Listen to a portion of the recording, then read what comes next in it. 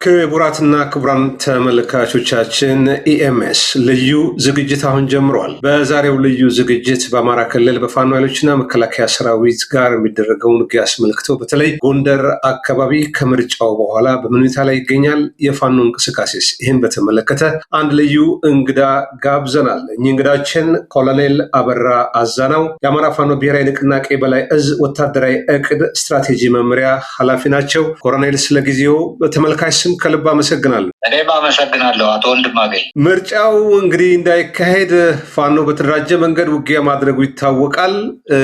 ያ እንዴት እንደተጠናቀቀ በጎንደር አካባቢ ከምርጫው በኋላ ያሉ አዳዲስ ሁኔታዎች አሉ። በዚህ ብንጀምር ኮሎኔል። አመሰግናለሁ አቶ ወንድማገኝ።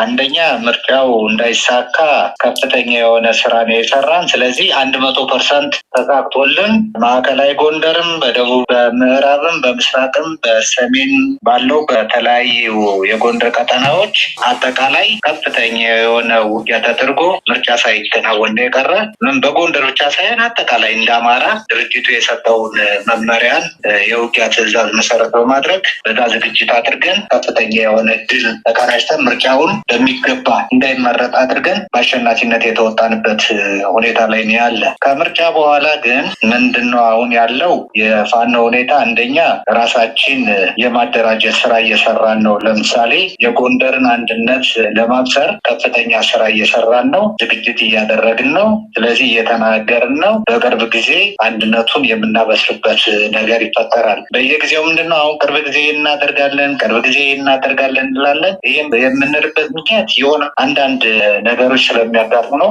እነኛን እንቅፋቶች ወይም ኦብስታክሎችን እያስወገድን አሁን የመጨረሻ ደረጃ ላይ ደርሰናል። መልካም። እሺ ኮሎኔል፣ ከዚህ ከምርጫው በኋላ የመንግስት የጸጥታ ኃይሎች ወደ ጎንደር የሚንቀሳቀሱ ተሽከርካሪዎችን ማገዳቸው እየተሰማ ነው። በተለይ 7 አይሱዙ ጨዋሂት ላይ ማዕከላዊ ጎንደር ጨዋሂት ላይ ተይዘው ቆመዋል።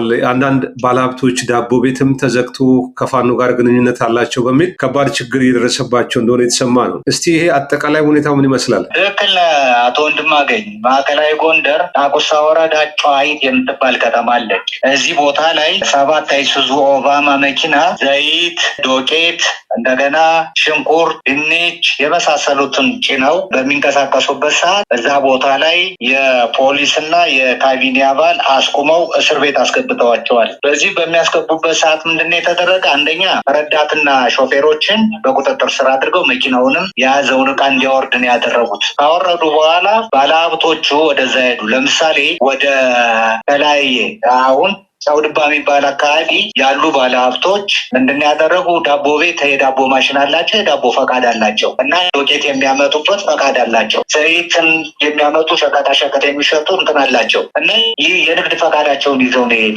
ይዘው ሲሄዱ ምንድነው ያደረጉ? ለምን መኪናው ላይ አላስቀመጣችሁም ነው ያሏቸው። ከዛሬ ድረስ መኪና ላይ አይቀመጥም፣ ከጎንደርም ከባህር ዳርም አንቀሳቅሰን ነው የምንመጣ።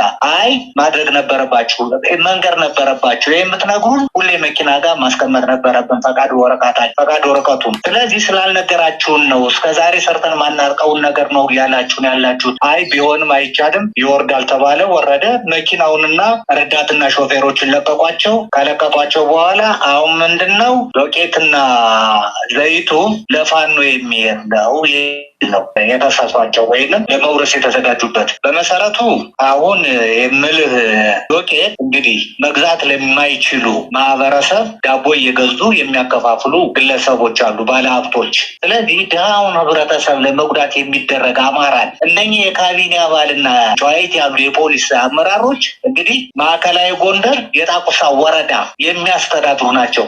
ህብረተሰቡ እንዴት አድርገው እንደሚበዘብዙ እንዴት አድርገው እንደሚጨቁኑ በቃ ድህነት እንዳይበላ በረሃብ እንዲስተቃይ በረሃብ እንዲሞት ለማድረግ የሚያደርጉት ነገር። በሁለተኛ ደረጃ ኪሳቸውን ማዳለብ ነው የያዙት። አሁን ምንድነው ይሄን ነገር ወርሰው ሸጠው ለራሳቸው ለመከፋፈል የሚያደርጉት እንትን ነው። አሁን ይህም በጨረታ ሊሸጡ የተለያየ ሽር ጉድ እያደረጉ ነው ያሉት። ከዚህ በተጨማሪ አሁን ሰሞኑን የገቡ የተለያዩ ብልጽግና ሲሰሩ የነበሩ ኃይሎች አሉ። 1-4 እኛ ጋር መጥተው እጃቸውን ሰጥተዋል። የመጡበትን ሁኔታ ስንጠይቅ የተለያየ ነገር ከነሱ መረጃ በምንጠይቅበት ሰዓት በቃ የሚያስጠላ ነው፣ የፈረሰ ነው፣ የወደቀ ነው የሚል ነገር ነው እንትን ያደረጉት። ስለዚህ አሁን ሁሉም ያለው አቅም ገንዘብ መሰብሰብና ከዛ በኋላ መሸሽ የሚል ነገር ነው አሁን እየነገሩን ያሉት። ይሄ ለእናንተ እጅ የሰጡ አማራ ብልጽግና ውስጥ የነበሩ አመራሮች ናቸው፣ ወታደራዊ አመራሮች ናቸው ይህንን ነገር መረጃውን የሰጡት? አዎ ይሄን አሁን እየሰጡን ያሉ አድማ ብተና እነኚህ ሚሊሻ አባላት እነሱ ናቸው ይህን ነገር እንትን ያደረጉን። አንደኛ 100 መሪ አለ፣ ጓድ መሪዎች አሉ። ስለዚህ እነኚህ ናቸው ለእኛ መጣው ኢንፎርሜሽኑ የነገሩን። በጣም ጥሩ። የመጨረሻ ጥያቄ ላድርገው። አሁን ባለው ተጨባጭ ሁኔታ የፋኖ ወታደራዊ ቁመና በተለይ በጎንደር አካባቢ እንዴት ይገለጻል?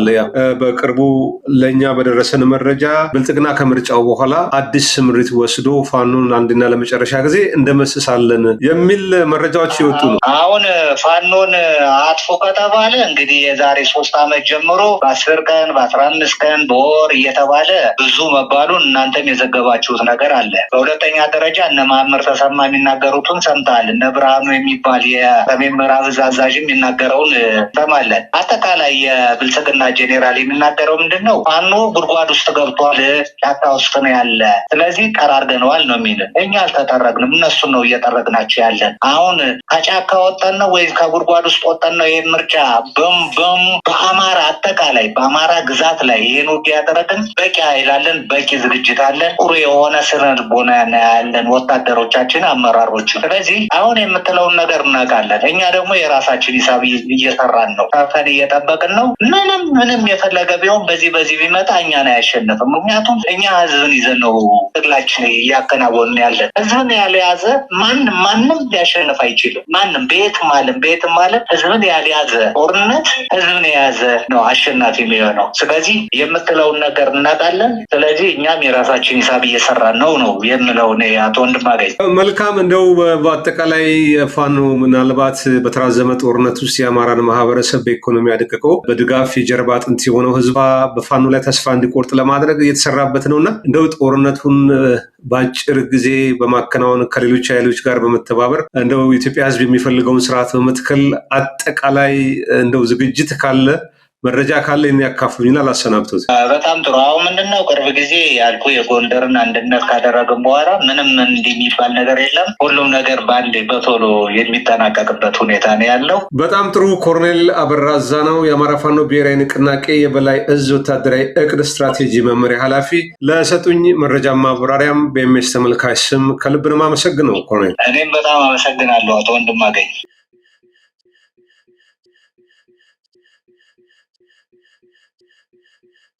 አመሰግናለሁ አቶ ወንድማገኝ።